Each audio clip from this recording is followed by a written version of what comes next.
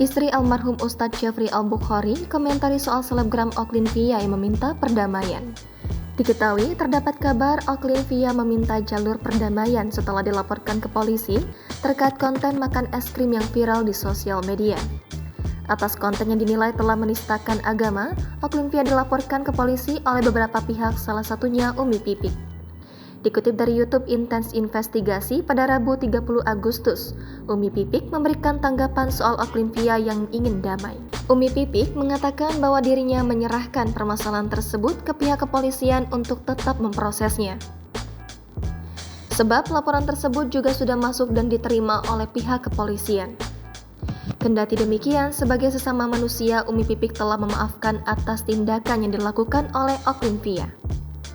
Bahkan, Umi Pipik mengaku tak membenci sang selebgram. Ia hanya meluapkan keresahannya atas konten yang dibuat Oklin-Via. Terkait laporan ia buat, Umi Pipik menginginkan Oklin-Via dapat diperiksa serta mengakui kesalahannya. Sementara itu, Umi Pipik menuturkan jika permasalahan tersebut tak dilaporkan, dikhawatirkan Oklin-Via akan mengulangi perbuatannya kembali. Umi Pipik berharap dengan adanya laporan tersebut bisa menjadi efek jera terhadap Oklin. Jangan lupa subscribe, share, komen, dan like ya!